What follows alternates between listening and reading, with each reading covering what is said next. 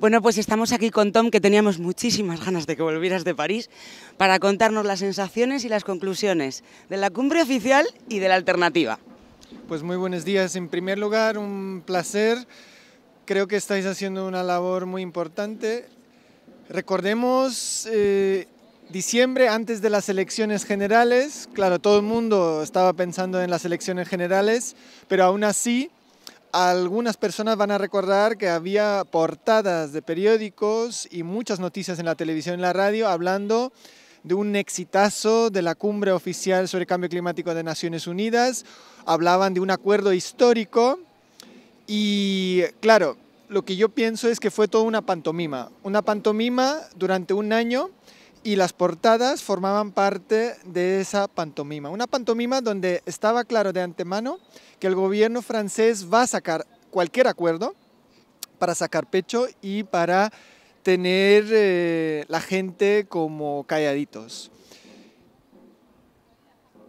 La cumbre no solo fue un fracaso y una pantomima, sino fue como firmar la sentencia de muerte para millones de personas, porque en primer lugar lo que destaca de esa cumbre, lo que son los objetivos de reducción de emisiones de gases de efecto invernadero, que supuestamente es la parte más relevante de una cumbre de estas características, pues si se tiene en cuenta las cifras que son en realidad indicadores de lo que se compromete cada país de reducir sus emisiones de gases de efecto invernadero a partir del año 2020, las propias Naciones Unidas ya reconocían antes de la cumbre que estos compromisos nos llevarían a un aumento de la temperatura en el mundo de aquí al 2100 de entre 2,5 grados centígrados y más allá de los 3,7 grados centígrados.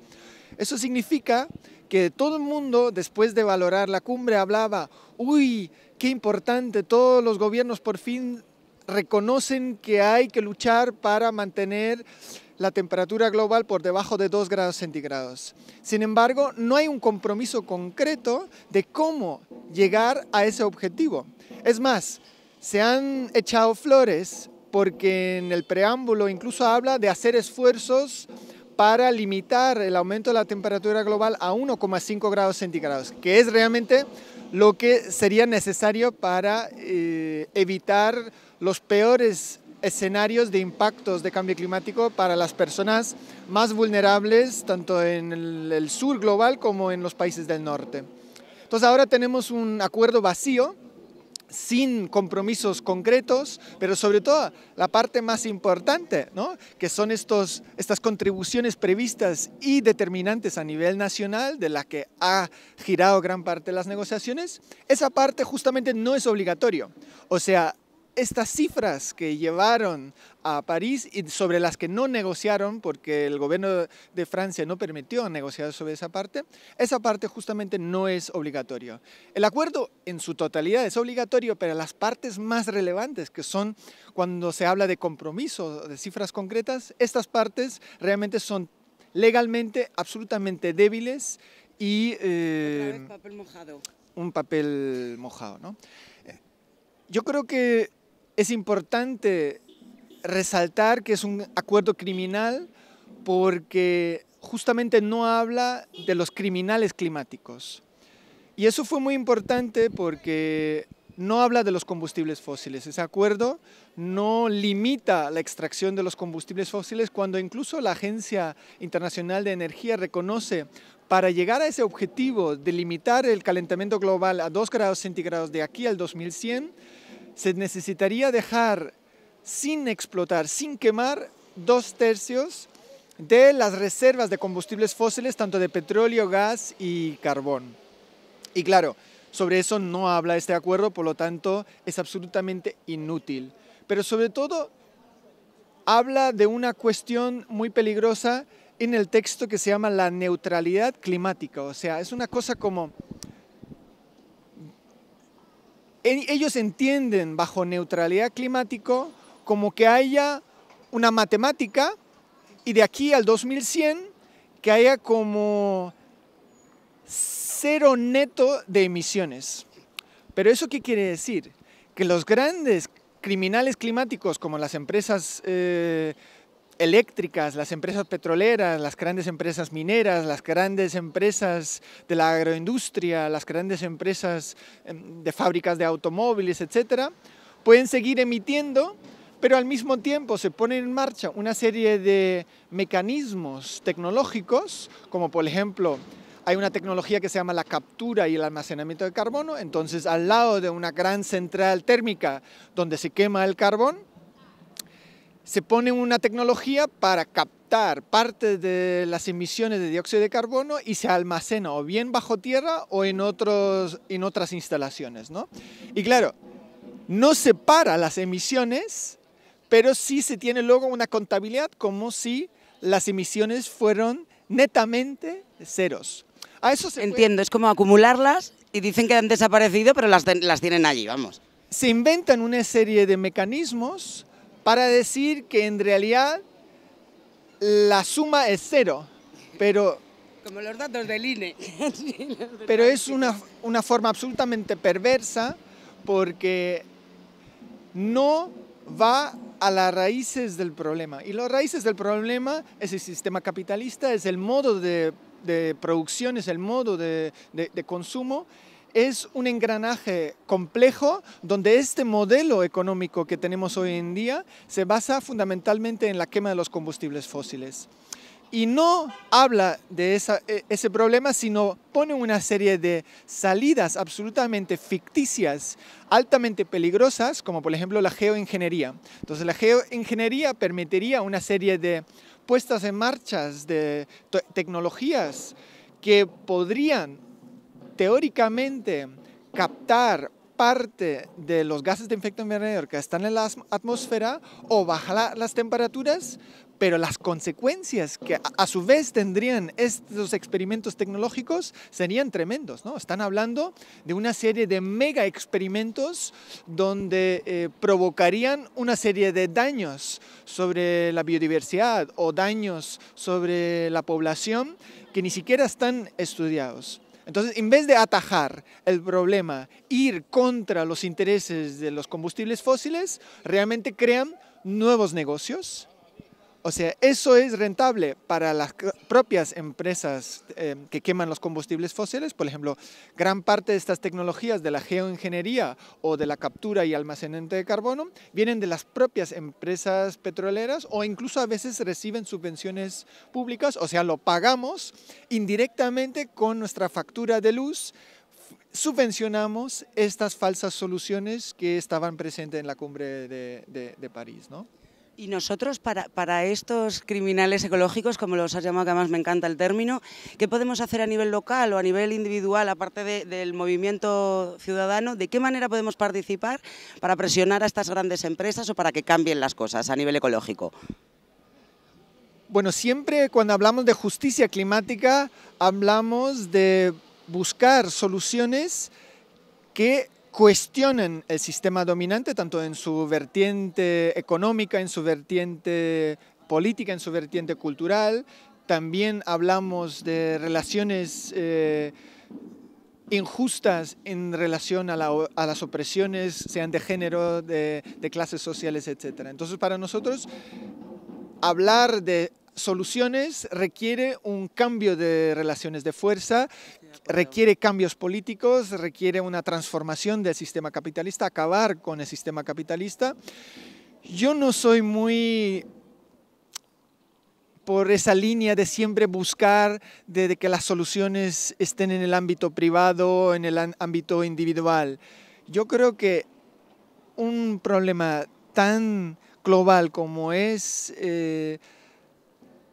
parar la quema de los combustibles fósiles, para eso se requiere no solo una sociedad civil muy bien organizada, sino también movilizaciones sistemáticas y permanentes a lo largo de los próximos años y cambios políticos radicales donde se cambian los gobiernos, se buscan nuevas instituciones, porque con las actuales instituciones, tanto globales como regionales, como lo hemos visto en el caso de la Unión Europea, que siempre se presentan ese tipo de negociaciones como las que...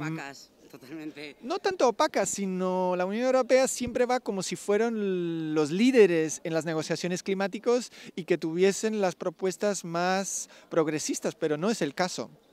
O sea, tenemos que denunciar que la Unión Europea en este caso fue cómplice de un acuerdo criminal que además no transfiere la tecnología y no ofrece apoyos financieros como se habían acordado ya hace muchos años, ¿no? Ese Acuerdo de París es tan inútil y tan criminal también porque no cumple con la obligación de los países más enriquecidos y los que tienen más responsabilidad histórica de haber causado el cambio climático, de pagar en términos de reparaciones los daños y perjuicios y las pérdidas que tienen los países del sur.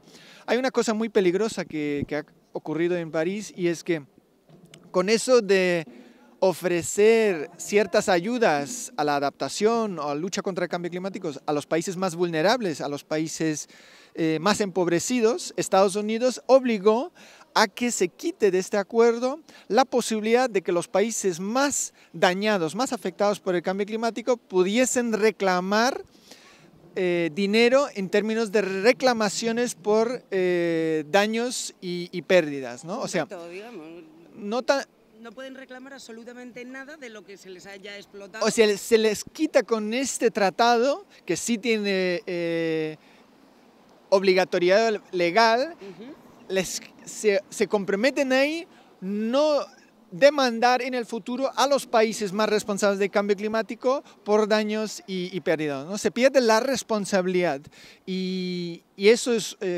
uno muy peligroso y la Unión Europea en ese sentido ha sido también cómplice con eso. Lo que quiero plantear cuando siempre se nos pregunta, entonces, ¿qué pueden hacer los ciudadanos? Pues organizarse en todos los niveles, movimiento vecinal, movimiento ecologista, movimiento feminista, movimiento sindical, y tenemos que fortalecer las luchas políticas y sociales, como está ocurriendo actualmente en el Estado español. Yo creo que yo soy bastante optimista de que aquí va a haber cambios muy importantes en los próximos años, que se ha notado con las elecciones municipales y la entrada en muchos ayuntamientos del municipalismo radical.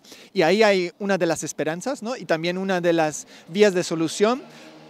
Porque en París hemos visto que no solo una vez más los gobiernos no han tenido la voluntad política para luchar contra el cambio climático y sus causas estructurales, que es el sistema capitalista, sino también nos han vendido, digamos, a los criminales climáticos, a los intereses financieros, a los intereses de los bancos, a los intereses de los combustibles fósiles.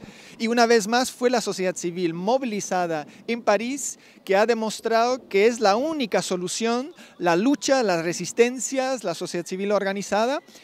Y eso tiene que ver con que los municipios, los ayuntamientos, las ciudades van a tener un papel muy relevante en la búsqueda de justicia climática, de justicia ambiental, de justicia social y de poner en marcha políticas a nivel local que realmente pueden enfrentar ese problema, porque en Naciones Unidas y las cumbres no va a haber solución.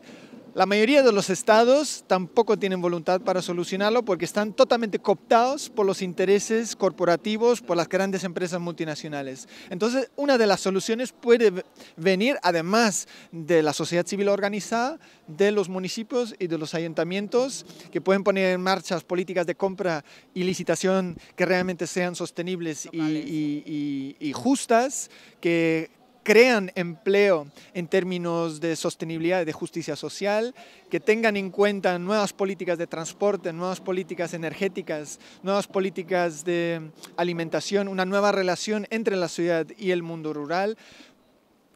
Las ciudades también pueden limitar todo tipo de inversiones en los combustibles fósiles y apostar por un modelo totalmente basado en las energías renovables, ¿no?